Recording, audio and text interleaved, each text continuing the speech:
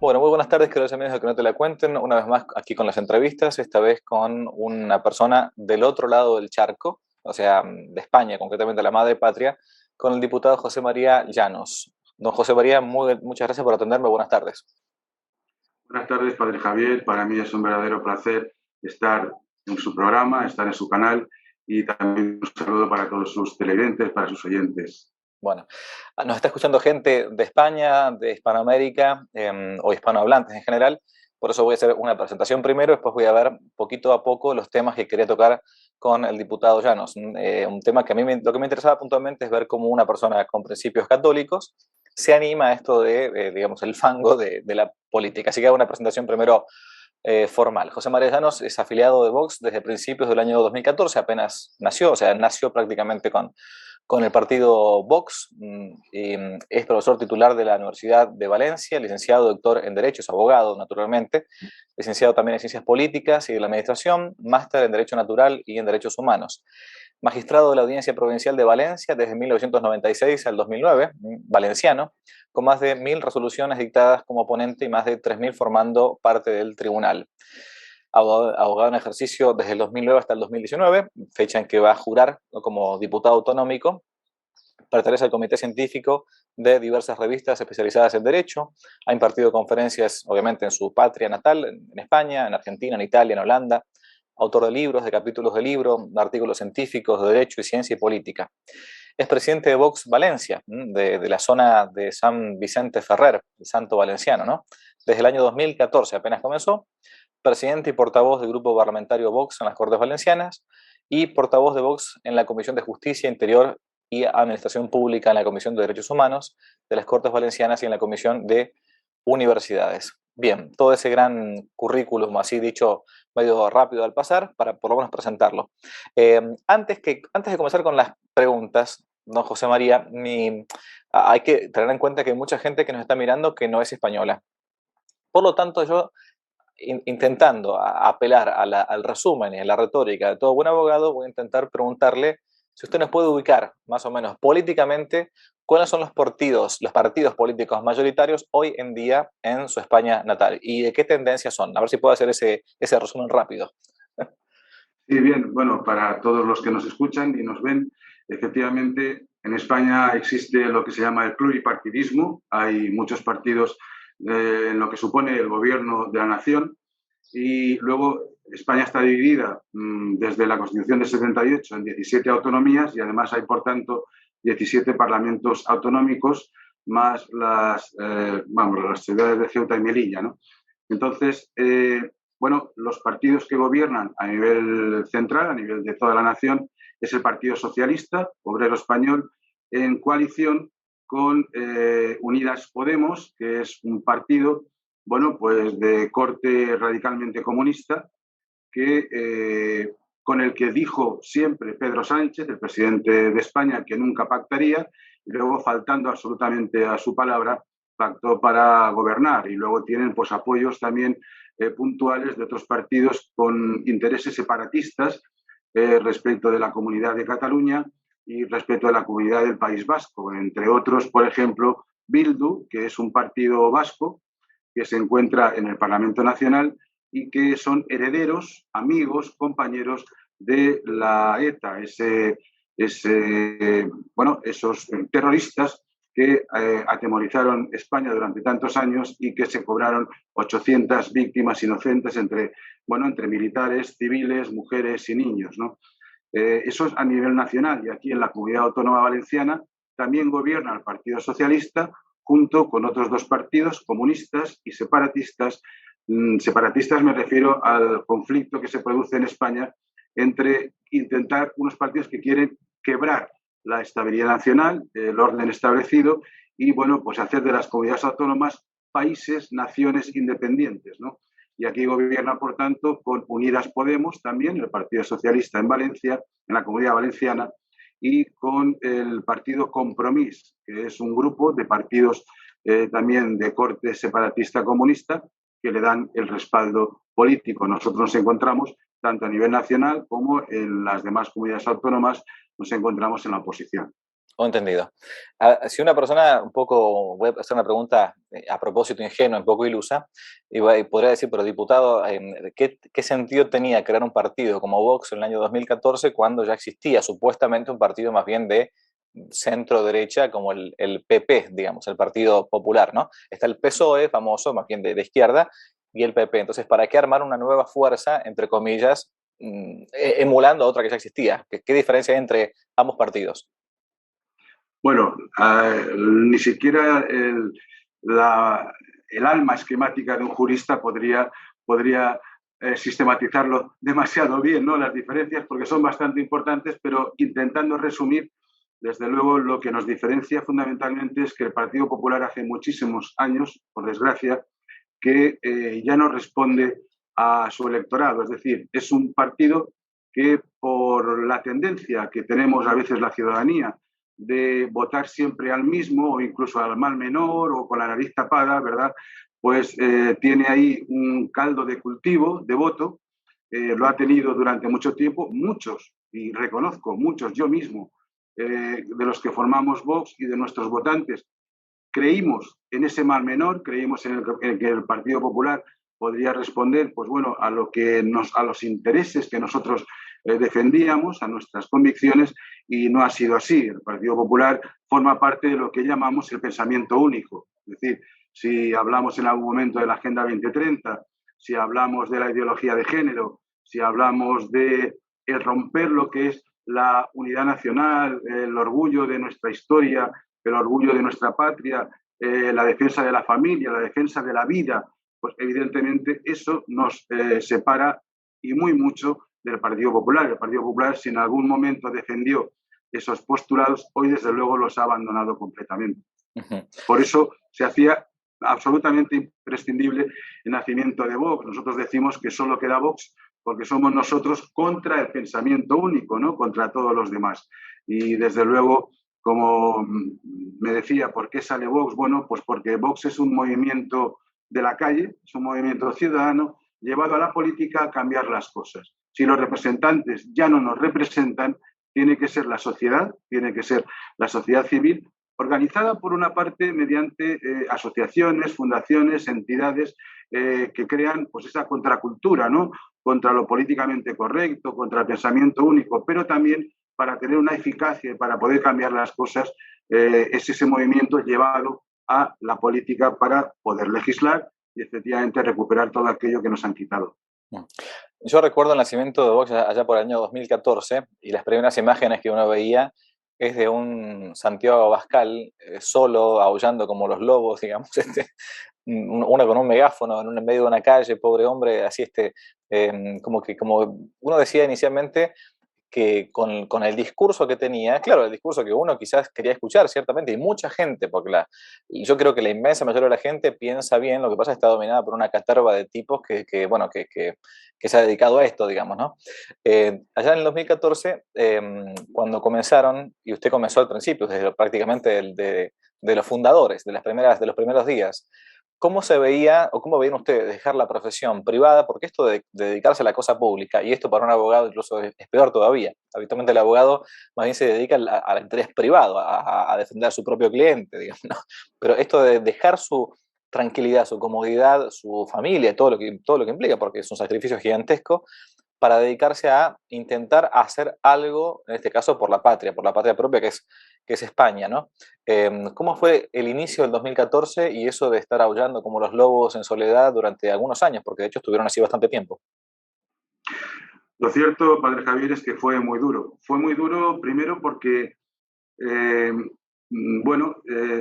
no éramos políticos. Hoy en día ya no podemos, yo durante mucho tiempo decía, yo es que no soy político, ahora ya no lo puedo decir, evidentemente, porque estamos haciendo política, ¿no? Pero era muy duro porque nosotros no creíamos en la carrera política, no éramos profesionales de la política, sino que éramos, como le decía antes, éramos personas de nuestra sociedad que queríamos defender nuestros valores, que queríamos defender nuestras familias, una España mejor, un futuro para nuestros hijos, un nivel de esperanza, ¿no? para las nuevas generaciones que tenían que abandonar nuestra patria o que incluso se sentían o les hacían sentirse avergonzados de estar orgullosos por su patria, ¿no? y por su historia. Y fue realmente duro por eso, porque no veníamos a hacer carrera política, sino que veníamos a cambiar las cosas de verdad, costara lo que costara. Por eso al principio yo podría decirle que fue por convicción, y esa convicción es la que nos hubiera llevado a seguir todo el tiempo que hubiera hecho falta si no hubiéramos llegado todavía, gracias a Dios, a las instituciones. Hubiéramos seguido, nos daba igual, porque defendíamos cosas en las que de verdad creemos, ¿no? Creíamos entonces y seguimos creyendo, por supuesto, hoy. Pero fue duro porque sufrimos de todo, sufrimos incluso por los más cercanos, incluso por nuestras familias. En Claro. algunos casos sufrimos la incomprensión, sufrimos nos decían que hacíamos el ridículo, hemos sufrido también en las calles. Usted decía, pues Santiago Abascal encima de una caja de mandarinas, ¿no? Con un megáfono y escuchándole 4 personas, decían que cabíamos en un 600, 2 delante y 2 detrás, ¿no?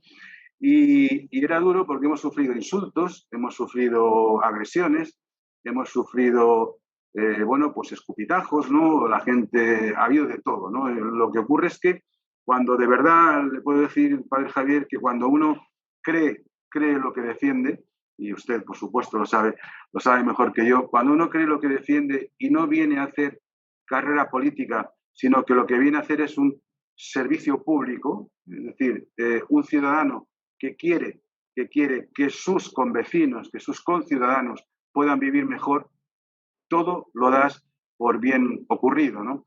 Y entonces, bueno, pues de aquellos tiempos que, como le decía, que habíamos en un 600, pues bueno, siguiendo, yo le diría, la política esa de Almon y Verba, ¿no? Pues de la cultura cívica y la cultura política y la intervención de la ciudadanía más activa, ¿no? Pasando esos siglos y esos tiempos del ciudadano parroquial, del ciudadano súbdito, al ciudadano más bien sofisticado, ¿no? Es decir, ese ciudadano que no se queda solo en el voto de cada 4 años, sino que quiere intervenir en la cosa pública, ¿no? En la vida pública para cambiar las cosas. Ese fue nuestro horizonte, ese fue nuestro objetivo y ahí estamos. Y bueno, pues con la ayuda de Dios, que desde luego muchísimos de nosotros siempre tenemos, y mucha gente, muchísima gente que reza por nosotros a pesar de la persecución, porque hemos sufrido persecución, seguimos sufriendo persecución, pero a pesar de todo eso, seguimos en esta batalla de las ideas, no de las ideologías, sino de las ideas, que para nosotros es lo fundamental. Usted mencionó recién justamente a Dios, y hacía tiempo, cuando fue la jura en las Cortes Valencianas de los diputados de Vox, fue todo un revuelo muy, muy grande. Quizás la gente, claro, como es algo más bien local, de España, encima de España, dentro de España, en Valencia en concreto, capaz que no conoce, no recuerda esto. ¿Qué fue lo que pasó en concreto? Porque hubo mucho lío dando vuelta cuando fue esa jura, ¿no?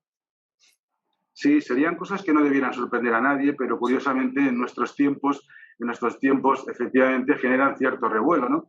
Pero bueno, lo que sucedió fue muy sencillo, fue que nosotros teníamos que jurar nuestro cargo en las Cortes Valencianas como diputados autonómicos, efectivamente, y nos planteamos cuál iba a ser nuestro juramento. Usted sabe perfectamente que podía ser juramento o podía ser promesa, ¿no? Uno jura ante Dios, porque el juramento no puede ser más que ante Dios, y la promesa pues será por la conciencia de uno, por su honor, incluso respetando la Constitución y las demás leyes, ¿no? Nosotros nos lo planteamos y desde luego, modestamente yo propuse a mis compañeros que juráramos, los que quisiéramos jurar, porque desde luego no se lo imponíamos a nadie, que juráramos por Dios y por España. Yo creo, siguiendo la máxima de San Agustín, yo creo que, pues eso de ama al prójimo, más que al prójimo a tus padres, más que a tus padres a tu patria, y más que a tu patria solo a Dios, ¿no? Por eso, bueno, pues efectivamente con un crucifijo delante, porque no nos daban esa opción, ya hace unos años que no se da esa opción en nuestras instituciones. Antes teníamos la Biblia y el crucifijo y teníamos la Constitución y uno podía poner la mano y jurar o prometer como quisiera. Ahora no se nos daba esa opción, pero desde nuestro escaño, todos, absolutamente todos, los diputados autonómicos de Vox, pues con un crucifijo y una Biblia juramos por Dios y por España. Y desde luego pues no nos cabe mayor orgullo. Es decir, no, tampoco es nada excepcional para nosotros. Claro. Es lo que creemos y es lo que queríamos hacer. Claro, pasa que juraron por dos cosas que los progres en España odian, ¿no? O sea, Dios y España, justamente. ¿Te parece? Efectivamente, efectivamente. Mm. Claro, es que si metemos a Dios en la política, resulta que algunos se quedan sin argumentos, ¿no? Porque, Mm. claro, como algunos dijeron que Dios ha muerto, ¿no? Ya lo sabemos bien, eh, pues bueno, todo vale. Por eso están las verdades relativas, no hay verdades absolutas, nos quedamos en la absoluta inmanencia, construimos, ¿no? Con el constructivismo, construimos las realidades tal y como nos convienen y en un parlamento se llega por una mayoría a una verdad y en otro parlamento o en otra habitación incluso se llega a otra mayoría y esa será la verdad, ¿no? Por tanto, como no existen verdades absolutas, pues todo vale. Entonces, nosotros sí creemos que existen verdades absolutas, nosotros sí que creemos en la trascendencia y nosotros ponemos a Dios en el centro de nuestra vida profesional y, por supuesto, de nuestra vida personal. Y oiga, padre, que quien no crea, pues que no crea, pero nuestra cultura, la civilización occidental, está sostenida con tres pilares y lo sabemos perfectamente, lo decía, usted lo ha estudiado como yo, lo decía Koshaker, la filosofía griega, el derecho romano y la cristiandad, ¿no? El cristianismo. Por tanto, si perdemos lo que son esos valores, valores que para unos serán de urbanidad, de respetos humanos, otros los elevaremos más hacia la trascendencia, pero desde luego Dios está ahí para muchos de nosotros y no lo vamos a quitar. No son debates cerrados como algunos de estos piensan. Y la otra parte, siguiendo a San Agustín, pues evidentemente la patria, ¿no? Porque claro, si uno no está arraigado a sus ancestros, si uno no está arraigado a sus tradiciones, a lo que le ha traído hasta aquí, si uno no reconoce el legado que ha recibido de nuestros mayores, evidentemente poco tiene que transmitir a las nuevas generaciones, ¿no? Por tanto, claro, quien quiere destruir la sociedad para construirla a su manera, tampoco le gusta que defendamos la patria. Nosotros sí la defendemos, la patria en lo más grande y la patria en lo más chico, que sería incluso el núcleo central, que es la familia, ¿no? Correcto. A ver, en la década del 60, por ahí más o menos del siglo pasado, en el siglo XX, ¿no? Uno para ser rebelde tenía que ser hippie, tenía que fumar marihuana, tenía que escuchar rock and roll y los Beatles y lo que sea, ¿no?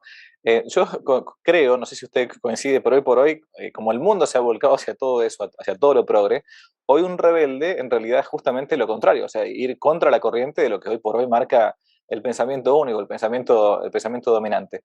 Cuando ustedes comenzaron allá por el 2014, aprovechando que estoy con uno de los fundadores de Vox, digamos, ¿no? ¿Cómo se plantearon colocar los principios de Vox? Porque parecía que comenzaron a tocar todos los puntos que el mundo moderno quiere rechazar, que Progrelandia quiere rechazar, por ejemplo, la defensa de la vida, no, listo, ahora que el aborto, el tema de ir contra la ideología de género, a ver, el tema de la inmigración masiva y restricta sin ningún tipo de control, ¿no? Homófobo, xenófobo, lo que fuera. Cómo hicieron para plantar cuáles son los principios de Vox y cómo se les ocurrió colocar los principios de Vox? Bueno, los principios de Vox son los principios que defienden la dignidad del hombre. Es decir, para nosotros tenemos muy claro una visión antropológica del ser humano, ¿no? Es decir, el hombre es el centro del universo, perdón, el centro de nuestro mundo, ¿eh? El ser humano como tal, y todo lo demás está a su servicio para ofrecerlo hacia la trascendencia, ¿no? Por tanto, desde ese punto de vista, bueno, pues partimos con la defensa de la vida, con la defensa de la familia, con la defensa de la patria, con la libertad por encima de todo, pero una libertad, por supuesto, basada en los valores humanos, ¿no? Del respeto por encima de todo, ¿no? Y de la misma manera que nosotros defendemos esa libertad, proponíamos que también también se nos defendiera a nosotros, ¿no? Es decir, yo moriré porque otro defienda, creo que era Voltaire, quien decía que yo moriría porque tú puedas defender tus ideas, ¿no? Aunque no sean las mías, ¿no? Pues bien, dentro de lo que son unos cauces normales, aunque a veces estas palabras ya pierden en el mundo de hoy su verdadera etimología, ¿no? Sí, sí. Lo sujeto a razón, lo sujeto a norma, ¿no? Lo habitual, ¿no? Que sería lo normal. Pues bueno, dentro de esos cauces normales nosotros defendemos pues evidentemente todo lo que tiene que ver con la antropología, todo lo que tiene que ver con el hombre. Pero sin medias tintas. Yo recuerdo durante los primeros años que había gente que se acercaba a nosotros y nos decía, mira, José María, es que me gusta lo que proponéis, pero si en esto fuerais un poquito más... Ya, es que esto está muy bien, José María, pero es que aquí igual sois un poco demasiado tal, ¿no? Y yo le decía, mira, es que para eso ya están los demás. Claro. Es que nosotros no hemos venido a contentar a los demás, ¿no? Nosotros hemos venido, perdón, a defender unos valores, a honrar a nuestros padres, a honrar nuestra tradición, a Claro, honrar nuestra historia. el PP ya existía. Efectivamente. Es que entonces hubiéramos sido otro PP, ¿no? De hecho, algunos querían que fuéramos una especie de escisión o de duplicidad del PP para absorbernos. Evidentemente eso no lo van a conseguir, porque lo que le puedo decir, y es algo que perdón, que nos enorgullece, pero más que nos enorgullece, nos sentimos satisfechos, es que ni una sola coma, ni un solo punto de nuestro ideario fundacional, de estas ideas que le estoy hablando, ¿no? De defender nuestra civilización occidental, nuestra cultura, nuestra historia, nuestras tradiciones, la dignidad de la vida, hemos cambiado en absoluto, por nada ni por nadie, ¿no? Bueno, es que era muy fácil defenderlo, perdón, era muy fácil plantearlo, no tanto defenderlo, ¿no? Pero bueno, cuando se actúa, como le decía, por convicción, cuando uno no está en la política por un asiento, por un sillón, sino que está en la política porque quiere de verdad cambiar las cosas para bien, o lo que uno buenamente piensa que puede ser el bien para la sociedad en la que se encuentra, pues evidentemente no le duelen prendas, ¿no? Y mantiene todo aquello que defiende desde el principio. Yo recuerdo que al principio, como le decía, entré en el partido por convicción. Yo me encuentro un día, yo creo que es la providencia, yo estaba desesperado, no tenía a quién votar, ya ni con la nariz tapada ni con nada, es que ya no iba a votar, y de verdad que no recuerdo cómo me encuentro con la web en mi despacho, después de comer, entro en mi despacho un momento y, bueno, me encuentro con el decálogo fundacional de Vox. Y dije, por Dios, ¿esto de dónde ha salido? O sea, este es mi partido, esto es lo que yo defiendo, ¿no? Por tanto, ya le digo, padre Javier, es que uno entra por convicción, luego se mantiene con todos los problemas, ¿no? También tiene que tener a la familia detrás. Y desde luego, pues yo tengo la suerte, ¿no?, de tener a la familia detrás porque esto requiere una dedicación muy grande. Hoy más, pero cuando había que arrancar también, ¿no? Hoy quizá mayor responsabilidad, pero cuando arrancamos también el trabajo era fundamental porque éramos 4 para hacerlo todo, ¿no? Entonces, lo que empieza por convicción, luego pasa a ser un compromiso moral, y yo de verdad creo, con toda modestia, que hoy lo que tenemos es una misión. Yo creo que es una misión estar en la política para cambiar las cosas y dejarles un mundo un poquito mejor a los que vengan después. Correctísimo.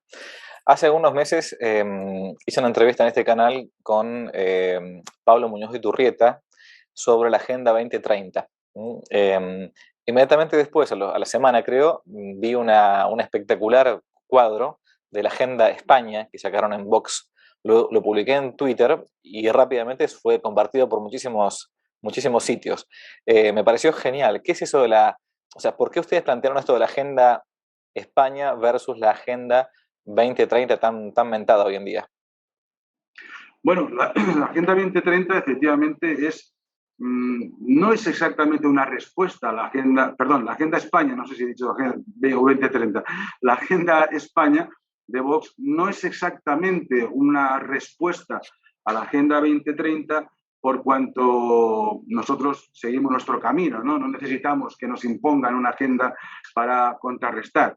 Lo que sí es cierto es que frente a las políticas actuales que se reflejan en esa peligrosa Agenda 2030, hay que dejar claras una serie de cuestiones, ¿no? Porque, claro, desde muchos sectores, incluso podríamos decir, y usted lo sabe mejor que yo, desde algunos sectores de la Iglesia, también se está defendiendo una Agenda 2030, bueno, pues con esa bonomía, con esa buena fe, de unos objetivos de desarrollo sostenible, ¿no? Defender la naturaleza, y quién no quiere defender la naturaleza, de que se consiga un estado del bienestar y acabar con la pobreza, y quién no quiere acabar con la pobreza, ¿no?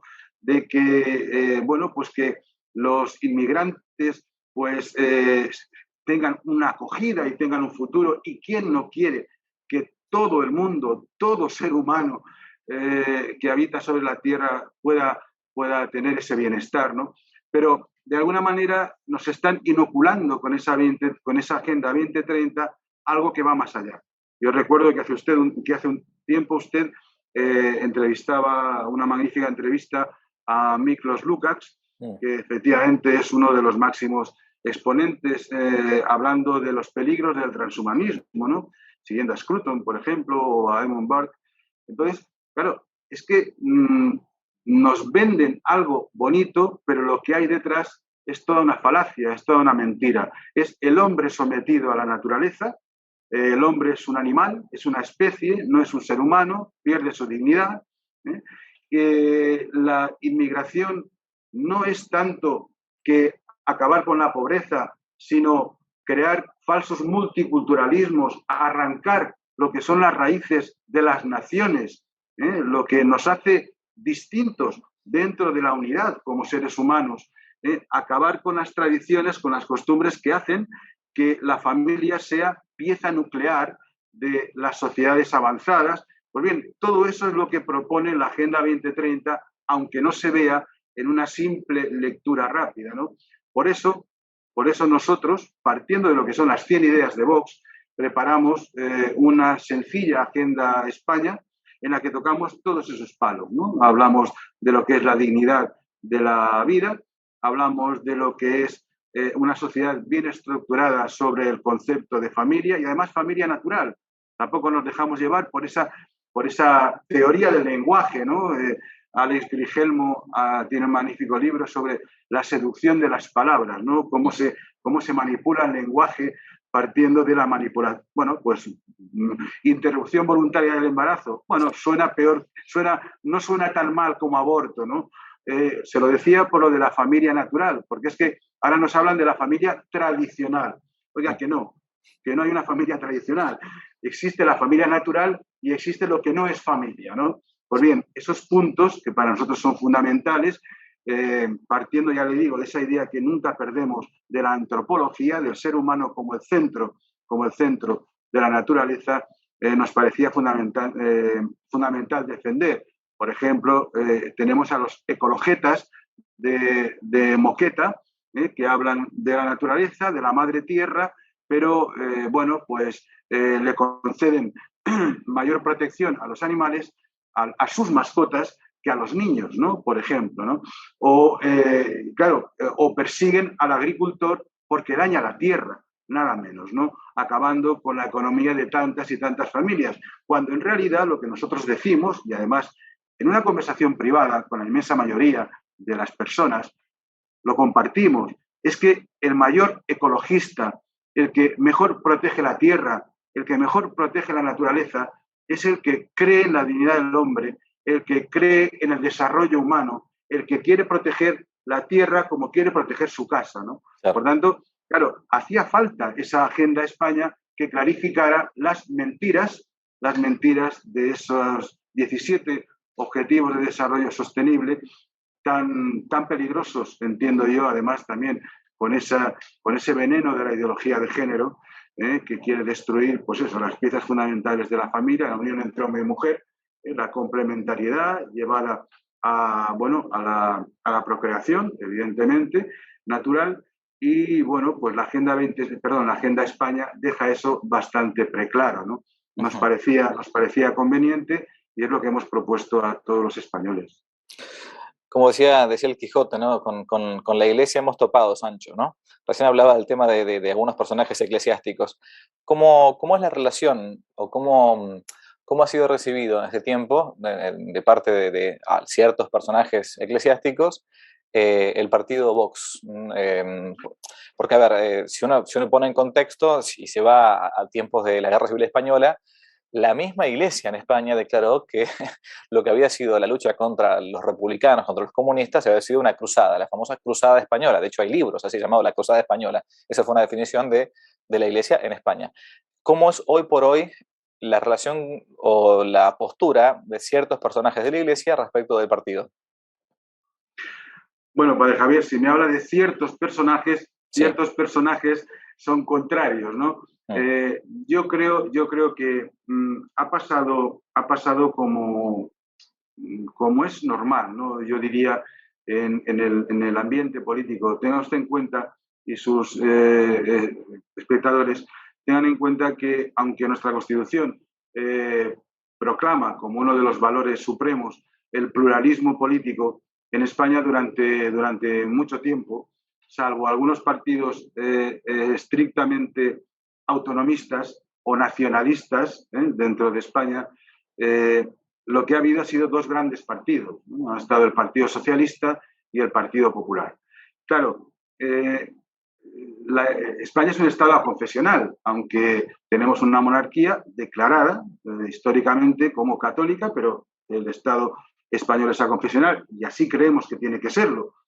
Otra cosa es que por tradición tenga que haber unas preferencias, un trato especial a la Iglesia Católica, como le digo, por lo que conforma nuestra patria desde el pasado y, bueno, recordando pues esas raíces cristianas de Europa y, desde luego, de España como la católica España, ¿no? Y toda la intervención histórica que ha tenido en defensa del catolicismo, ¿no?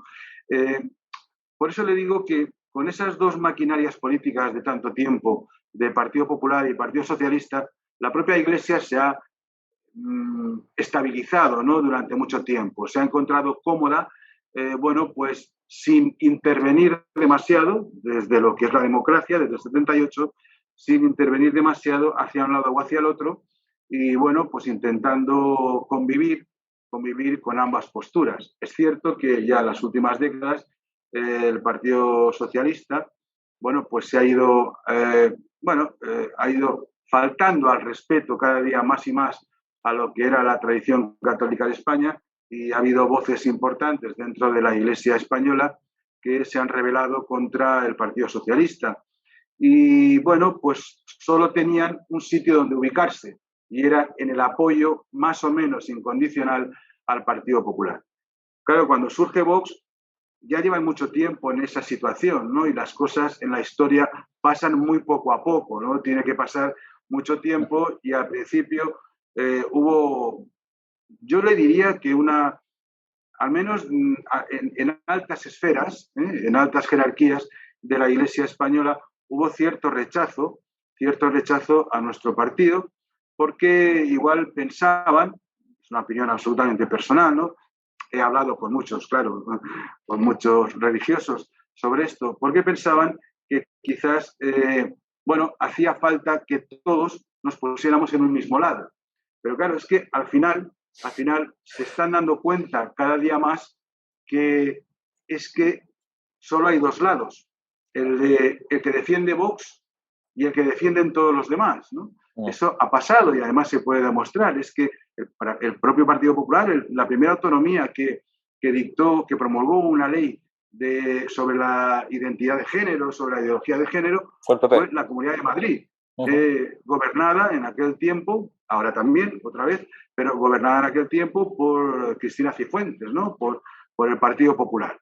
Y de ahí, de aquellos polvos, todos estos lodos, ¿no? Por tanto, en realidad, ya la Iglesia, para concluir, ¿no? Para resumir esta cuestión, bueno, pues se ha ido dando cuenta de que los que de verdad, sin pelos en la lengua, le diría incluso sin respetos humanos que no vienen a cuento, ¿no?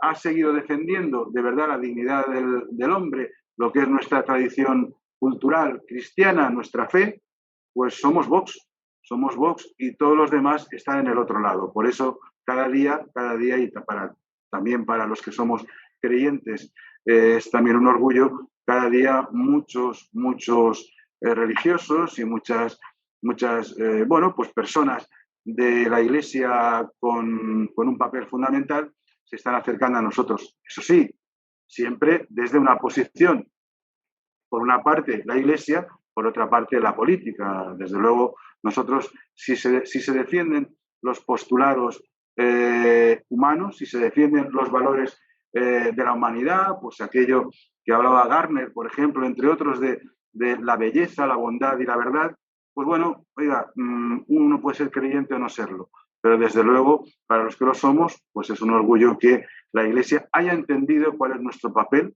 en la sociedad política española y muchos de ellos, bueno, pues nos animan, nos apoyan y nos confiesan con ganas, ¿no? Quiero decir, en algún momento podríamos llegar a pensar que nos rechazaban, pero no ha sido así. No, y les absolven también. Está bien, bueno, me alegro. Y también nos absolven. No solo los confiesan. Si uno no conoce, en el caso de Vox, porque, a ver, uno está encontrando en Europa que hay ciertos países y a su vez ciertos partidos, como en el caso de Vox, que están luchando, que intentan luchar contra esta ideología dominante. El caso de Hungría, el caso de Polonia, por ejemplo, son como si fuesen la aldea de Asterix, digamos, ¿no? En el medio del Imperio Romano todavía se mantiene.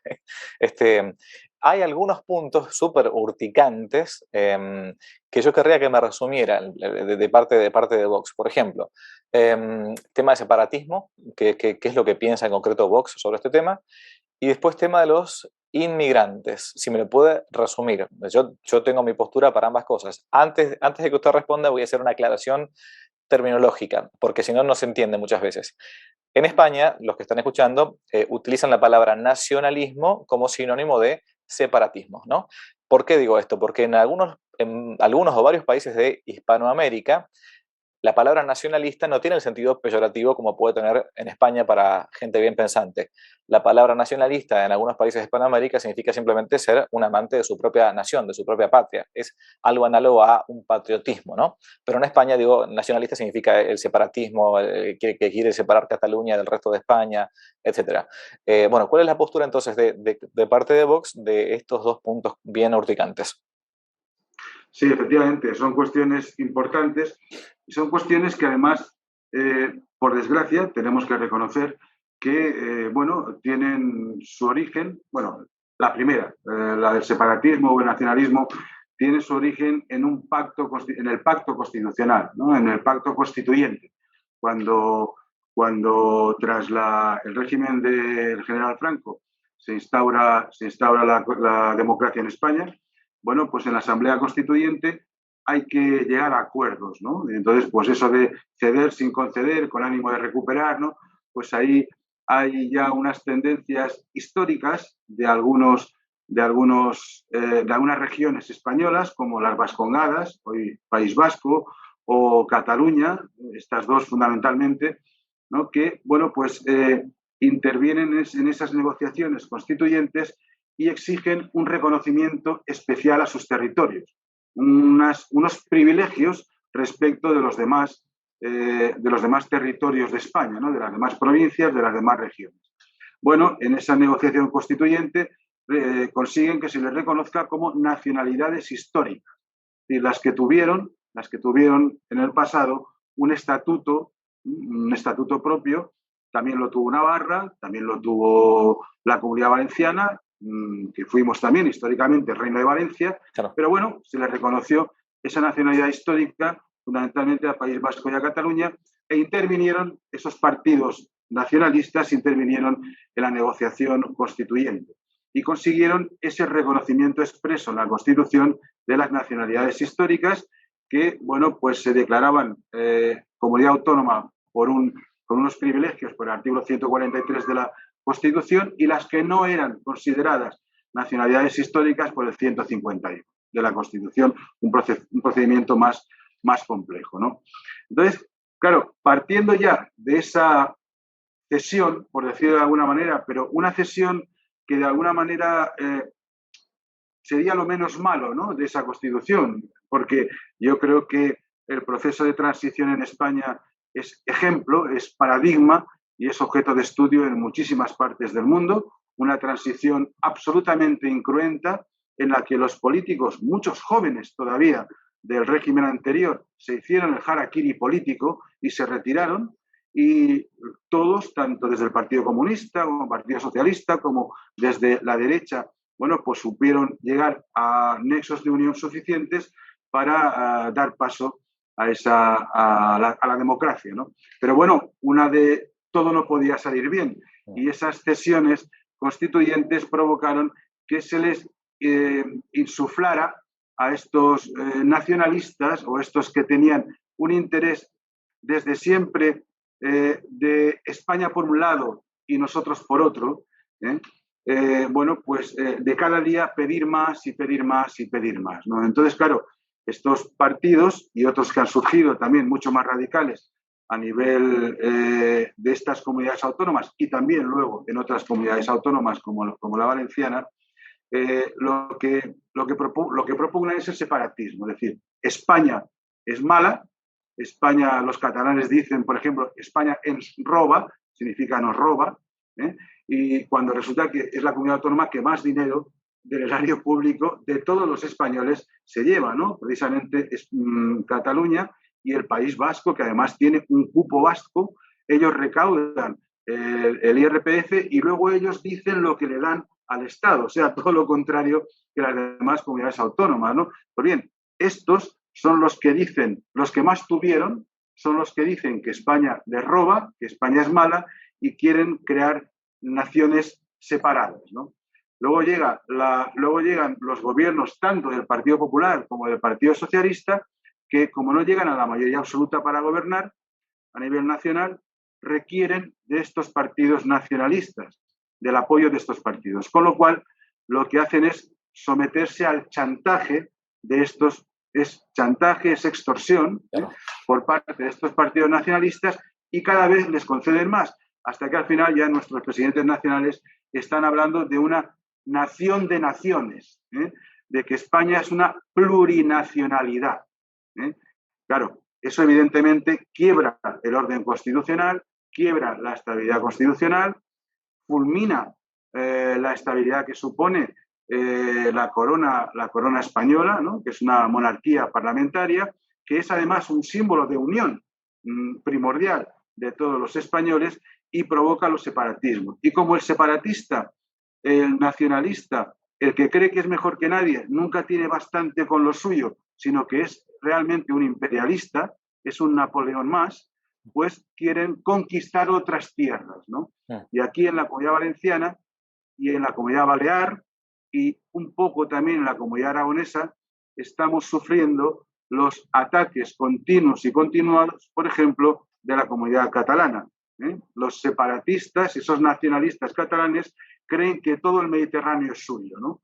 Claro. Y quieren que seamos súbditos de tercera de esos, ellos lo llaman los países catalanes, ¿no? Esos países catalanes, que lo que suponen es una quiebra absoluta de la nación española. Nosotros, por supuesto, no lo podemos consentir. Para terminar siendo inmigrantes que van sí. Al contrario. O sea, estos que promueven la inmigración masiva y restricta van a ser los primeros en que van a cobrarle peaje a ustedes para que puedan pasar a Barcelona, quizás. Así es, así es. Y diciendo eso, pues paso a la segunda parte, a la de la inmigración. Mire, nosotros defendemos al ser humano. Por tanto, si defendemos al ser humano, no podemos ser xenófobos. Para nosotros todos los seres humanos son iguales. Todas las personas de cualquier condición, de cualquier etnia, de cualquier color, de cualquier orientación, de cualquier sexo, de cualquier edad, de cualquier ideología, de cualquier doctrina o religión. Por tanto, si partimos de eso que es una convicción fundamental de todos los que formamos Vox, no podemos estar contra la inmigración. No podemos estar contra los inmigrantes. Nosotros estamos en contra de una inmigración, por cierto, inmigración, como usted bien ha dicho, no migración. Migran las aves. Claro. Las personas inmigran o emigran, ¿no? Pues bien, nosotros estamos a favor de una inmigración sostenible, una inmigración reglada. España es un país emigrante, España lo ha sido. Muchos de nuestros antepasados fueron a la vendimia, a Francia, por ejemplo, o fueron a buscarse la vida en otros tiempos a Alemania y no pasó nada, pero todos iban con contrato, todos iban para integrarse. Es decir, es que se trataba de aceptar, o sea, si te aceptan, acepta a quien te acepta, ¿no? Es decir, no Correcto. quieras romper las puertas de su casa, no quieras invadir sus fronteras, no quieras imponer tu forma de vida, tus costumbres a aquellos que te acogen.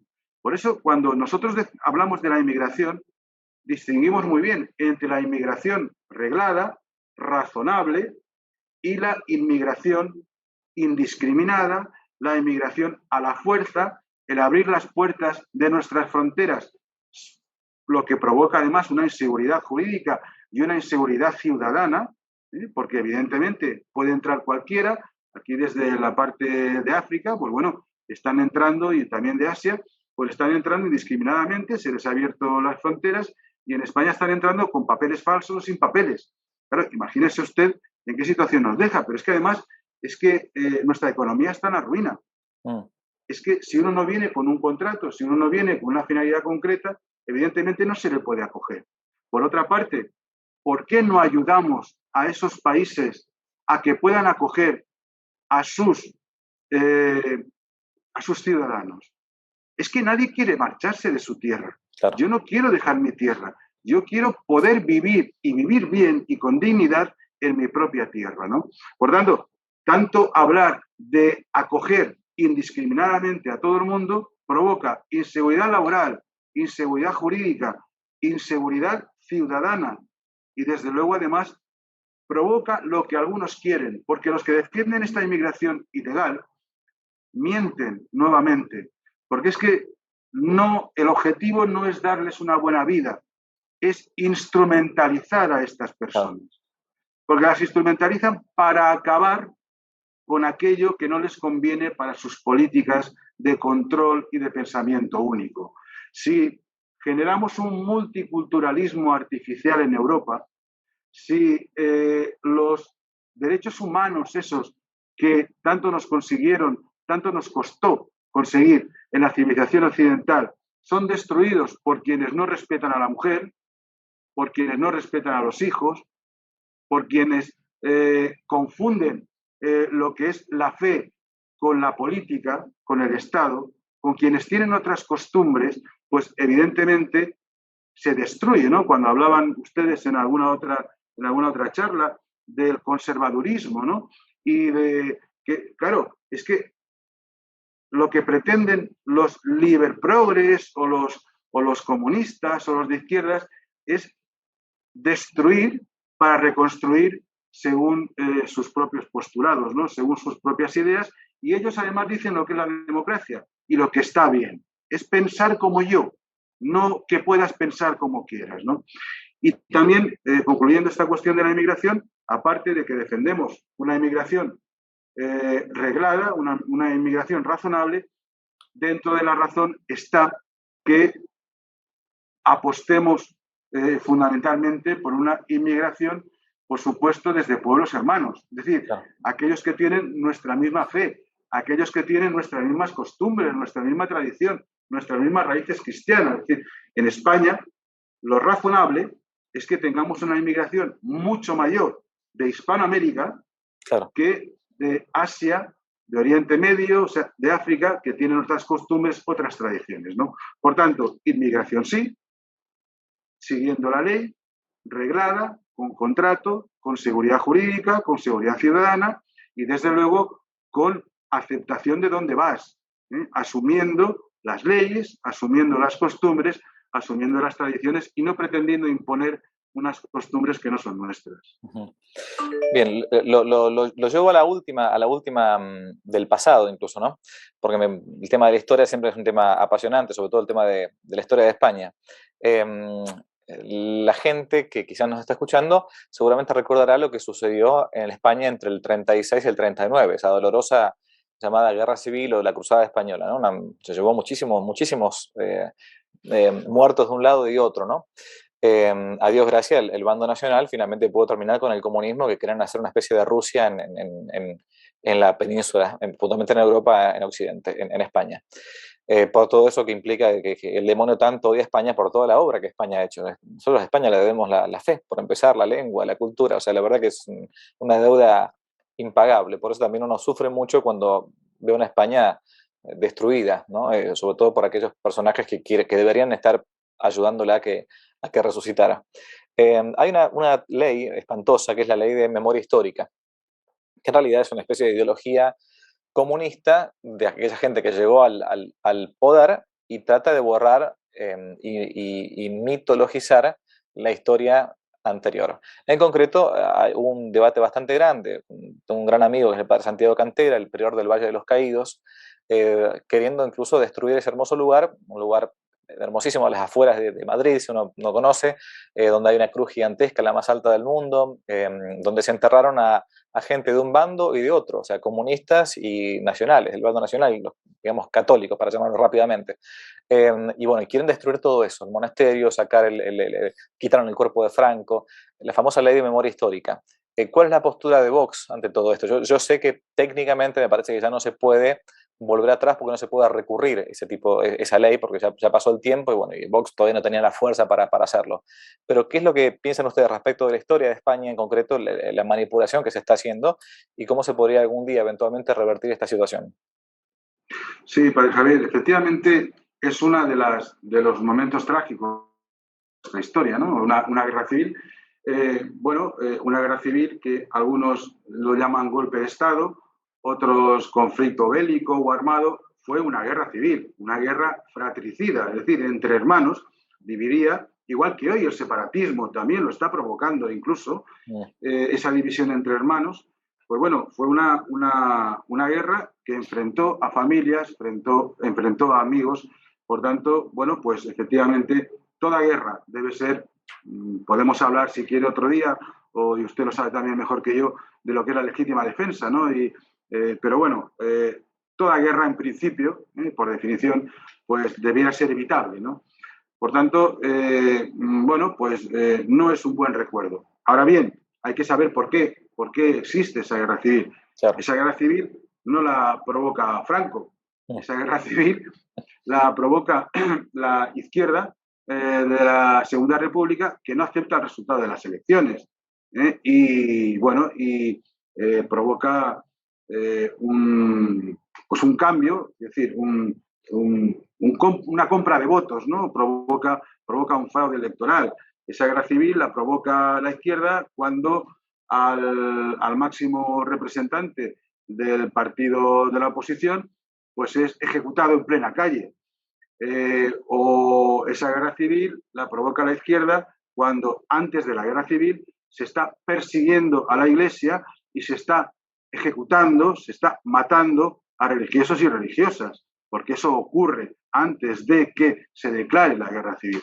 Por tanto, la situación era realmente grave, era realmente insostenible y bueno, se produce esa guerra civil que enfrenta durante 3 años a tantos españoles y que genera la muerte de tantos españoles, entre ellos mi abuelo paterno, por ejemplo, ¿no? Que murió en la batalla del Ebro en el primer mes de la guerra y que, por cierto, no está en los panteones como estos socialcomunistas dicen, ¿no? Los de la memoria histórica, que los nuestros están en panteones y los suyos están en las cunetas. Pues mi abuelo está en una cuneta como tantos españoles de uno y otro bando, ¿no?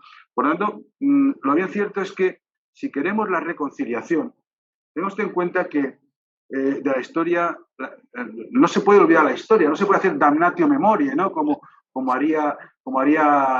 hicieron con Nerón, ¿no? Pues porque quitan el coloso que le representa y hacen el Coliseo, o hizo Nerón también con otros, ¿no? La sociedad que olvida su historia está condenada a repetirla.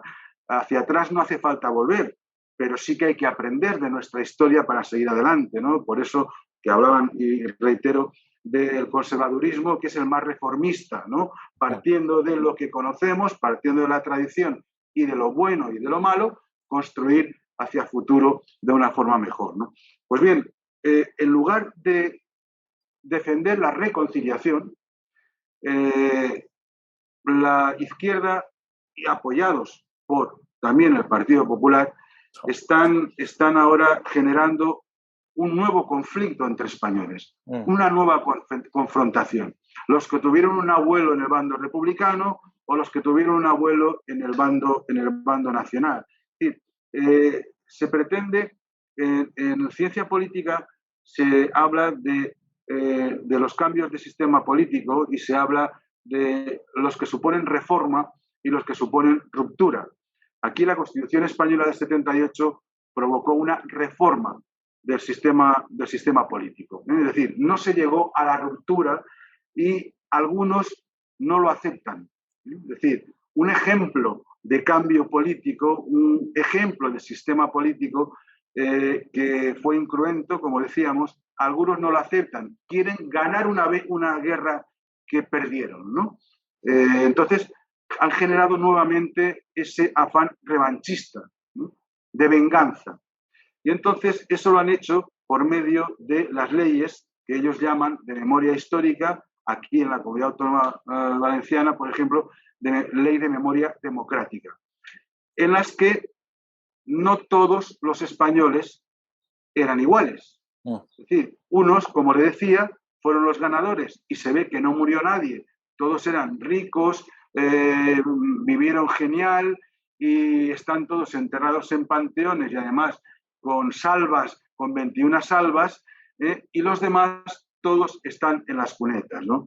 Pues bueno, con esa mentira histórica, porque no es más que una absoluta y burda mentira histórica, han generado unas leyes de destrucción de esa reconciliación. No olvidemos que previamente a la Constitución, un año antes, en el 77, hubo una ley de amnistía en España. Es decir, vamos a dejarlo todo, vamos a olvidar el pasado, vamos a perdonar a unos, a perdonar a otros y aprendamos de nuestra historia, ¿no? Pues bien, no lo aceptan. Y como no lo aceptan, pues ahora...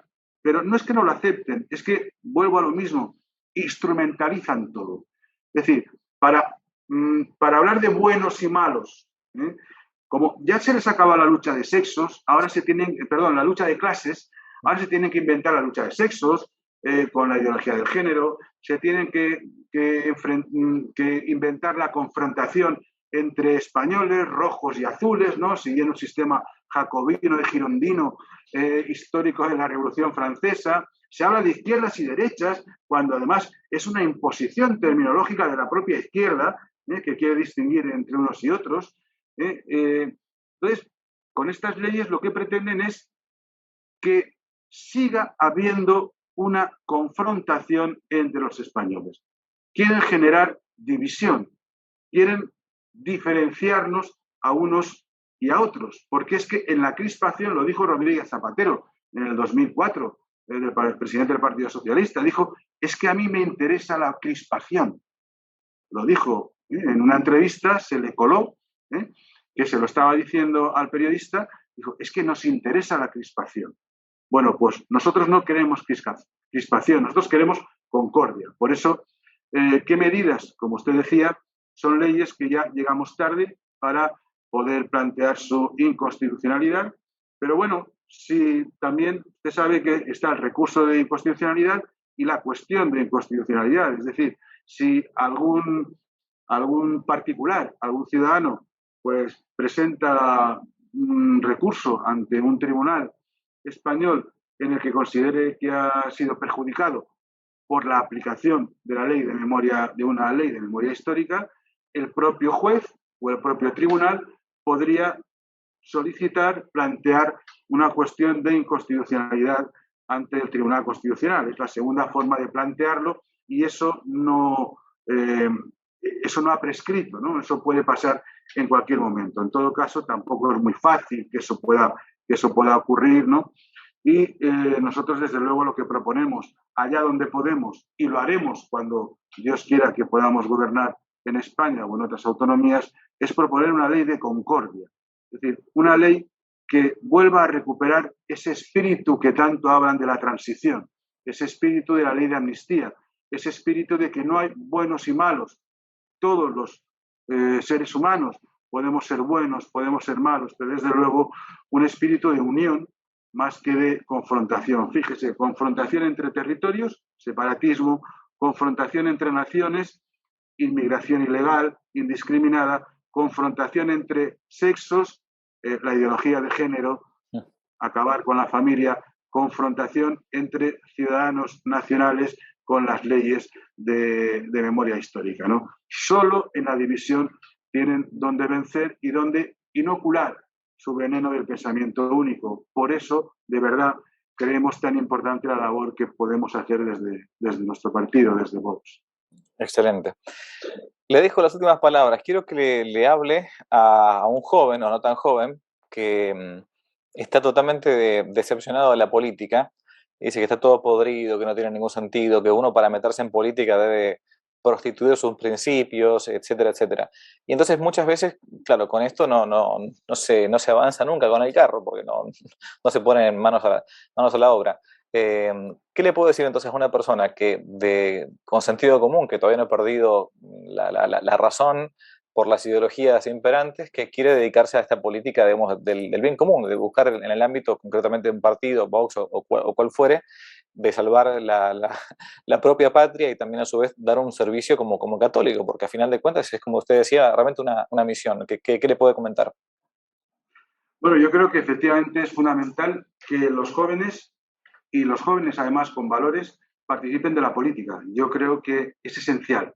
Es cierto que la profesión de político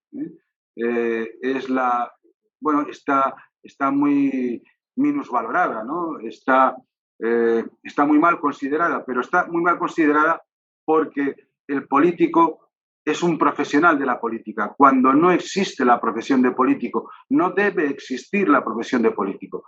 El político no es más que un ciudadano que durante un tiempo, por haber recibido por la representación que le han otorgado sus conciudadanos, puede hacer cosas, puede legislar, puede gestionar la res pública, la cosa pública, en beneficio de toda la ciudadanía. Por tanto, si el servicio público es lo fundamental, desde luego no puede existir la carrera política. Tiene que ser la entrega, de alguna manera, de un ciudadano al servicio público.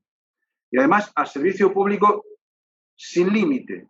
Es decir, cuando uno entra en la política no puede estar sometido a intereses partidistas.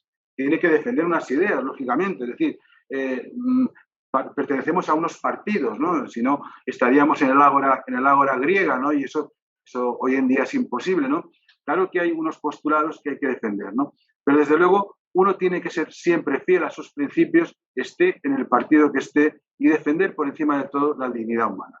Por lo tanto, yo creo que partiendo de esa idea de defender al hombre, de defender la familia, de defender la historia, de defender los derechos humanos, los verdaderos derechos humanos, no los de cuarta y quinta generación que se han inventado, ¿no? Los verdaderos derechos humanos, yo creo que los jóvenes tienen que participar de la política, como también decía Juan Pablo II y Benedicto XVI, decían de los católicos que teníamos que participar en la política, ¿no? Porque es la cosa pública, es lo que nos afecta a las personas y a las familias. Y además, gracias a Dios, bueno, pues las redes, que tienen gran parte de cosas malas, tienen muchísimas cosas buenas. Y entre ellas es que nuestros jóvenes no se quedan con los medios apesebrados, propagandísticos y subvencionados que mienten más que hablan, sino que, bueno, tienen contactos a nivel mundial, a nivel internacional, y oyen de todo, ya no se lo creen todo. Y por eso en España estamos comprobando que muchísimos, pero que muchísimos jóvenes se están acercando a nuestro partido, porque los jóvenes españoles quieren estar orgullosos de su patria, como lo están los franceses, como lo están los italianos, como lo están los alemanes, los estadounidenses, los argentinos, que también yo estuve allí hace unos años y también eran épocas de crisis, pero yo creo que poco a poco van recuperando esa visión de orgullo de su patria, ¿no? En fin, los jóvenes tienen que participar en política porque el futuro es para ellos. Y ellos van a decidir qué quieren que sea su futuro, ¿no? Por tanto, tienen que estar, tienen que formarse, porque no se trata de venir a la política para hacer carrera, como le decía, sino que uno tiene que venir a la política ya con una formación, ya con un criterio. Si me permite el símil ese de uno, hace muchos años leí el libro este de Roma Dulce Hogar, que en el epílogo hablaba de cómo los católicos no sabemos defender nuestros argumentos. ¿Por qué? Pues porque estamos acostumbrados, ¿verdad? Y él decía, bueno, es que si supierais lo que ocurre en la transustanciación, si supierais lo que ocurre después de la consagración y cuando vas a comulgar, pues irías arrastrándote arrodillado a recibir el cuerpo de Cristo, ¿no? Pues de la misma manera, o sea, tenemos que tener argumentos. Por eso los jóvenes tienen que estar muy formados, tienen que tener una formación espacial, no una formación lineal, puntual. También se está intentando en nuestras universidades solamente que tengan una formación muy teledirigida.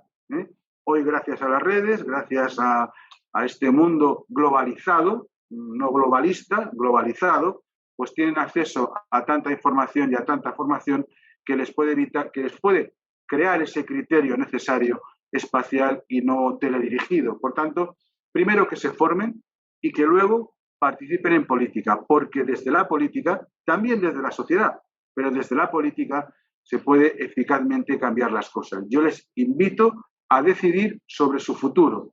Nosotros estamos aquí, estamos con ellos, pero nosotros solamente estamos poniendo el primer granito de arena. Esos debates que los del pensamiento único decían que estaban cerrados, Vox ha venido a abrirlos. No hay ningún debate cerrado.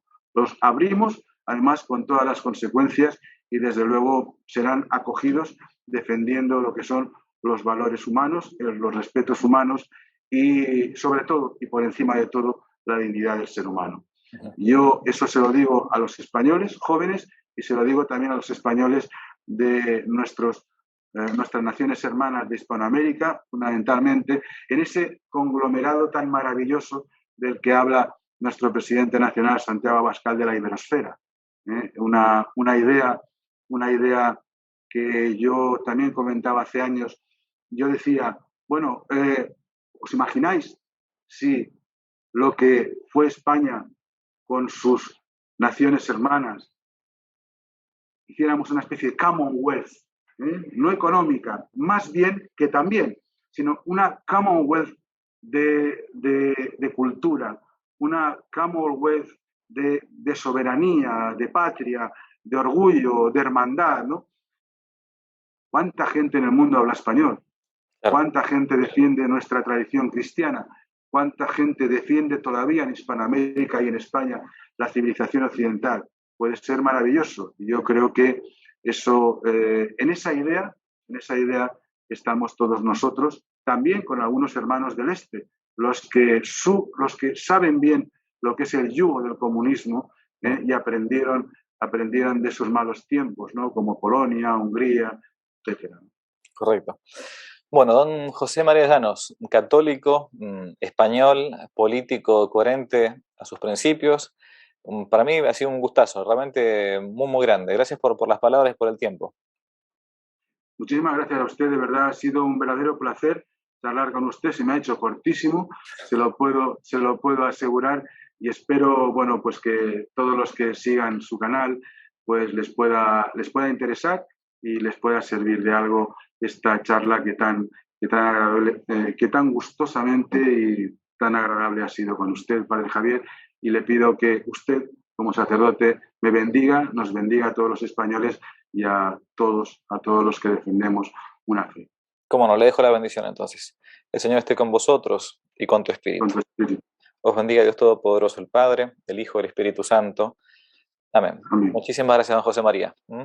Gracias a usted, un abrazo. Dios los bendiga. Adiós. Si les gustó el video, aparte de suscribirse, activar la campanita y comentar, en la descripción de este video se van a encontrar con el link de la plataforma Patreon, un modo concreto de apoyar este apostolado que intenta hacer una contrarrevolución cultural y espiritual. Dios los bendiga y que no te la cuenten.